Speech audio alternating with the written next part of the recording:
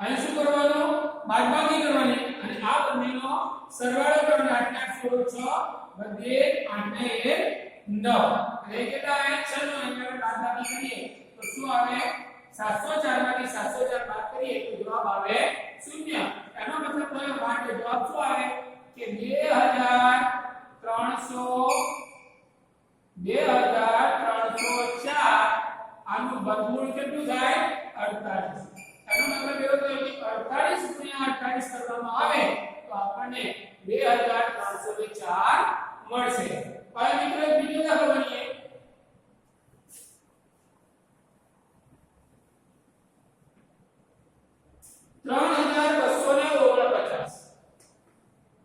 3249 આ પણ અહીંયા આપણને પૂર્ણાંક સંખ્યા આપેલી અહીંયા આપણે જે સંખ્યાઓ આપેલી હોય એ બધી જે વર્ગમૂળ સંખ્યાઓ હોય તે પૂર્ણાંક સંખ્યાઓ હોય હવે આના પણ આગળના દાખલાની જેમ જ શું કરવાનું તો કે બે બેના જૂથ બનાવીએ પહેલું જૂથ કયું બને 49 અને બીજું જૂથ બને 32 ભાગાકારની રીતે વર્ગમૂળ શોધવાનો હોય તો આ રીતે આપણે સંકેત દઈ દેવાનો હવે જો આગળ આપણે જોયું એ પ્રમાણે 4 નો વર્ગ કરીએ તો કેટલા આવે 16 5 નો વર્ગ કરીએ તો કેટલા આવે 25 અને 6 નો વર્ગ કરીએ તો કેટલા આવે 36 6 ગુણ્યા 6 એટલે 36 થાય 36 એ 32 કરતા મોટા છે એટલે 6 એ ભાગ ચાલશે નહીં એટલે આપણે 5 નો વર્ગ કરીએ તો ભાગ ચાલે પાછું 25 મિત્રો યાદ રાખજો ખાસ 4 ગુણ્યા 4 આગળ સમજો 4 ગુણ્યા 4 તો 4 6 16 પછી 5 ગુણ્યા 5 એટલે 25 એ 23 કરતા વધી જાય છે પાછા પર ભાગ ચાલતો નથી એમ અહીંયા આગળ 5 ગુણ્યા 5 કરીએ મતલબ કે 5 નો વર્ગ લેવામાં આવે તો 25 આવે અને 6 ગુણ્યા 6 એ 6 નો વર્ગ બરાબર કેટલા થાય 36 તો 36 એ 32 કરતા મોટા છે એટલે એમાં ભાગ ચાલે નહીં એટલે તમારે કોના વડે ચલાવવું પડશે 5 ના વર્ગ વડે 5 ગુણ્યા 5 વડે એટલે આપણે 5 ભાગ કર્યા તો લઈ જાય 5 ગુણ્યા 5 એટલે પાછું 25 અને શું કરવાની બાદબાકી કરવાની અહીં જે સંખ્યા વડે તમે ભાગ કરાવો છે એ સંખ્યા નીચે લખી અને એ બંનેનો શું કરવાનો સરવાળો કરવાનો એટલે 5 + 5 બરાબર કેટલા થયા 10 હવે 32 પર આપણે 5 ને શું કરવાનું છે 25 ને બાદ કરવાના છે 10 ને 2 12 માંથી 5 જાય કેટલા રહે 7 અને અહીં રહ્યા 0 મિત્રો હવે પાછી ભૂલ ના કરવાની યાદ રાખજો એક સાથે આપણે આખું જૂથ ઉતારવાનું તો એટલા માટે આપણે જૂથ બનાવ્યા હવે કઈ સંખ્યા ઉતારવાની આમાં આપણે નીચે લેવાની તો કઈ સંખ્યા 4 લેવાના 9 લેવાના કે 49 લેવાના વિચારો કઈ સંખ્યા આપણે નીચે ઉતારવી પડશે તો કે 49 લેવાના કેમ તો કે આપણે જૂથ બનાવેલું છે કે એક સાથે આપણે 49 ને નીચે ઉતારીએ હવે જો અહીંયા આગળ કેટલા આયા 749 હવે આગળ જે આપણે કરીએ એ પ્રમાણે અહીંયા આગળ તમે 1 મૂકો એટલે 101 થાય અને 101 નો ગુણાકાર એક સાથે કરીએ તો શું આવે 101 આપણે 2 મૂકીએ તો 102 ગુણ્યા 2 749 કરવાના છે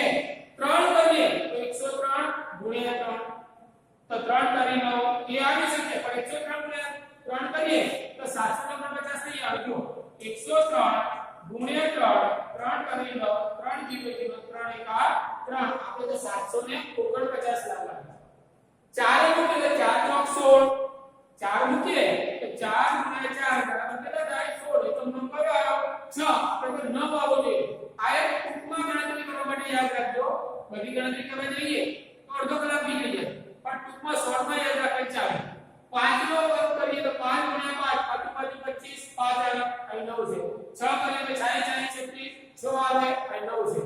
7 કરીએ તો સાચું સંખ્યાઓ 49 7 ગુણ્યા 7 બરાબર 49 તો આનો એકમ નંબર આવ્યો 9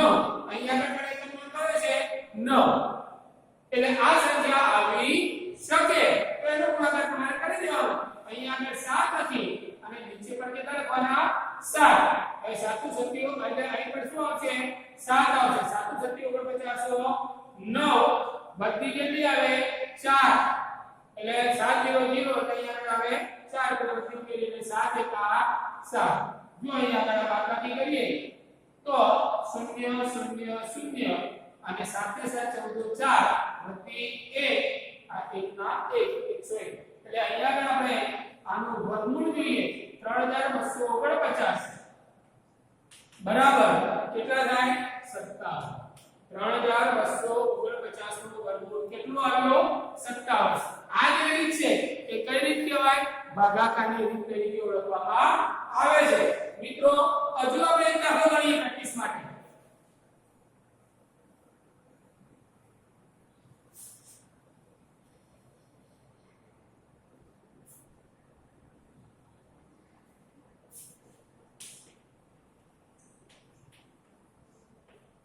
એક સંખ્યા લઈએ 3481 આગળની જેમ એના બે સંખ્યાઓના જૂથ બનાવીએ એટલે એક જૂથ બની જાય 81 અને બીજું જૂથ બને છે 34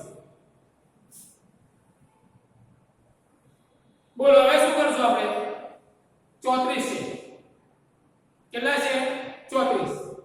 તો 1 નો વર્ગ 1 2 નો વર્ગ 4 3 નો વર્ગ 9 4 નો વર્ગ 16 5 નો વર્ગ 25 6 નો વર્ગ 36 એ વધી જાય છે 6 નો વર્ગ કરવામાં આવે તો 36 એ 34 કરતા વધી જાય છે એટલે આપણે 6 વડે ભાગ કરી શકીએ નહીં કેટલા વડે ચલાવવું પડશે તો કે 5 વડે આગળની જેમ આપણે 5 વડે ભાગ કરીએ તો 5 25 અહીં શું કરવાનું બાદબાકી અને આ 5 વડે ભાગ કરીએ તો અહીં આપણે 5 નીચે કરી અને બંનેનો સરવાળો કરવાનો હવે 34 માંથી 25 આપણે બાદ કરીએ 34 માંથી 25 બાદ કરીએ તો શું રહેશે જો 10 ને 4 14 માંથી 5 જાય તો કેટલા રહે 9 અહીં રહ્યા 2 એમાંથી 2 જાય તો 0 એટલે 34 માંથી 25 બાદ કરીએ તો કેટલા વધે છે 9 હવે મિત્રો કઈ સંખ્યા નીચે ઉતારવાની 8 ઉતારવાના 1 ઉતારવાના કે 81 ઉતારવાના તો કે 81 ઉતારવાના કેમ 81 ઉતારવાના આપણે આખું જૂથ નીચે ઉતારીએ છીએ શું કરીએ છીએ આપણે આખું જૂથ નીચે ઉતારીએ છીએ એટલે અહીંયા આગળનો 81 ઉતારો તો કઈ સંખ્યા બની 981 હવે શું કરશો અહીં 1 મૂકો એટલે 101 નો ગુણાકાર 1 સાથે કરો તો આ સંખ્યા મળે નથી મળતી 2 મૂકો એટલે 102 થાય અને 102 નો ગુણાકાર 2 સાથે કરો આ સંખ્યા મળે છે નથી મળતી પછી 3 4 5 6 7 8 9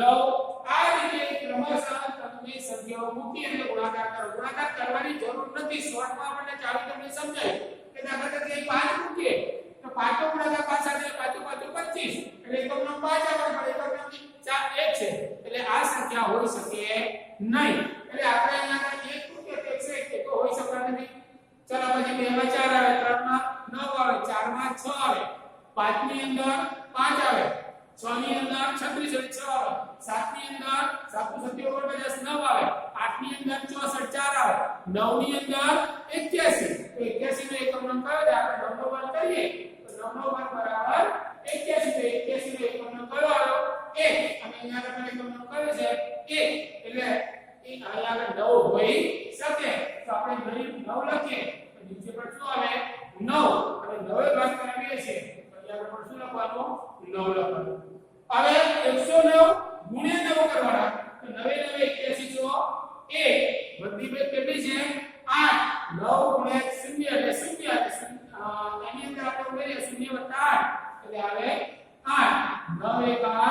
9 શું કરવાનું અહીંયા આગળ બાદબાકી કરવાની 1 માંથી 1 જાય તો 0 8 માંથી 8 જાય તો 0 9 માંથી 9 જાય તો 0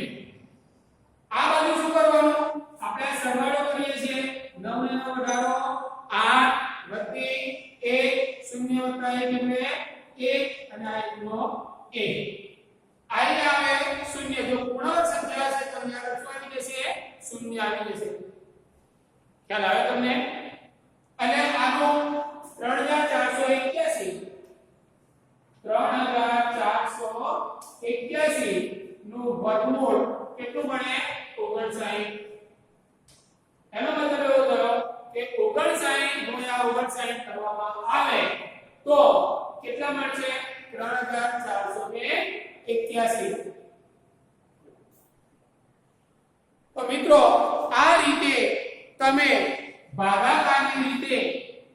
વર્ગમૂળ તો શોધતા શીખી ગયા ને? છે કોઈ પ્રોબ્લેમ? આ રીતના દાખલાઓની પ્રેક્ટિસ સતત કરતા રહે. હવે પછી આગળના ક્લાસમાં જોઈશું.